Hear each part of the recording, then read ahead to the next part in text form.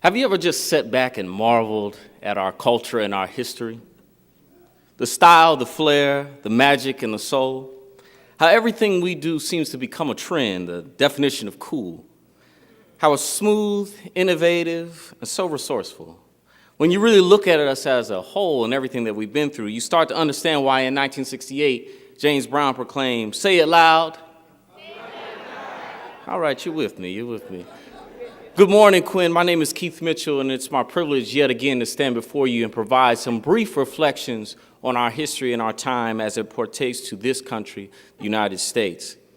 This morning, I want to talk to you about the power of our people. And I think to say power may be too intense, so I'll focus on black strength.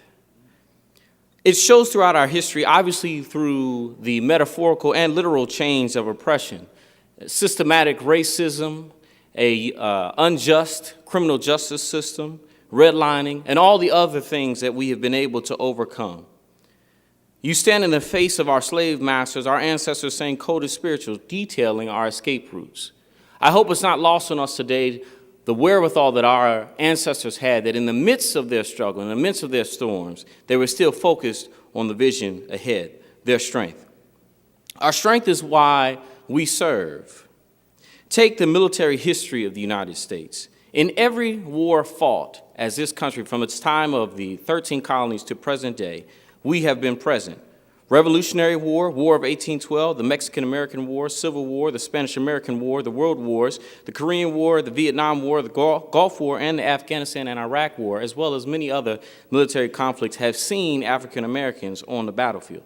In spite of our perfect attendance, the United States military did not recognize equal rights to our African Americans, brothers and sisters, throughout its history. One such instance was in the form of disproportionate issuance of blue discharges. This was a form of administrative discharge created in 1916 to replace two previous discharge classifications. It was neither honorable nor dishonorable. Of the 48,603 discharges issued in the Army between December 1st of 1941 and June of 1945, 10,806 were issued to black soldiers. This accounts for 22% of those discharges, while we only made up 6.5% of the Army at that time.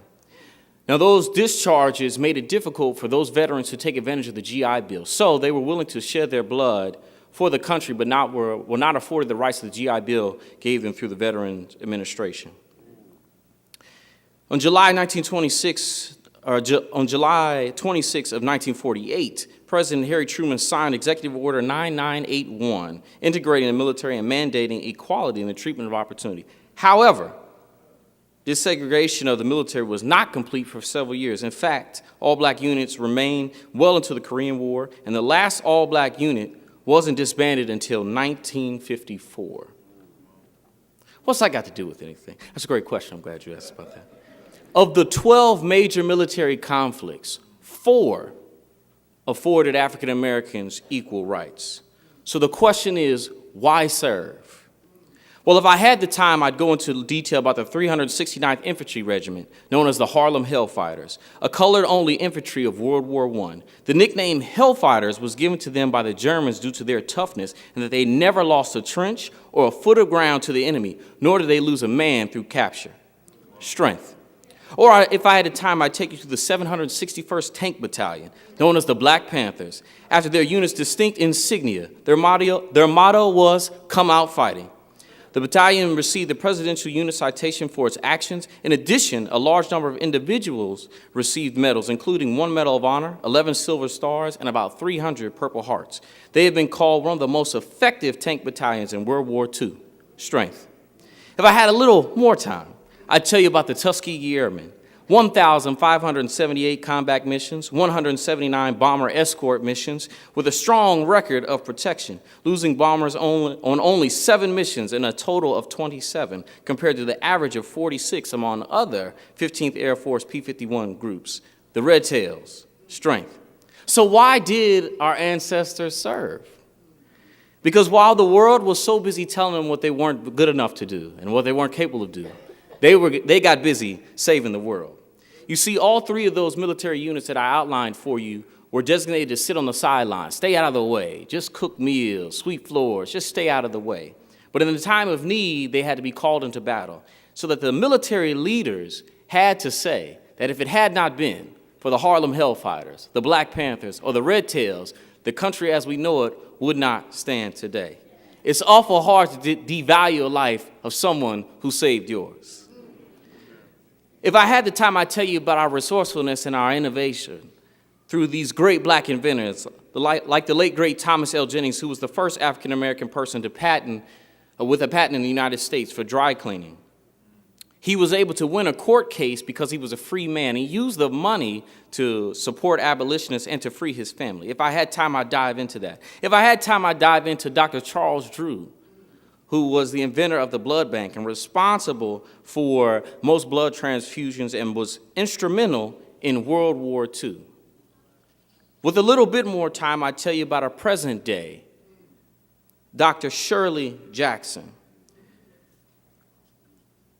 Dr. Shirley Jackson is a theoretical physicist who, while working at former AT&T Bell Laboratories, she helped develop technologies that led to the invention of the portable fax, touch-tone telephone, solar cells, fiber optic cables, and the technology capable in helping us develop caller ID and call waiting. So the ability for you to ignore the people you don't want to talk to is directly because of Dr. Shirley Jackson. Ingenuity, resourcefulness, endurance, compassion, strength. On this third Sunday of Black History Month, as we reflect on the achievements of our ancestors and we think about how far we've come, I hope it's not lost on us the source of their strength. You see, as we pass down these historical lessons, let's not forget to pass down the spiritual lessons, that the source of our strength is that we've come this far by faith. The source of this ingenuity is us being tapped in to the Most High. And so as we go forward and we celebrate this time of Black history, let us remember what our ancestors would have us to do.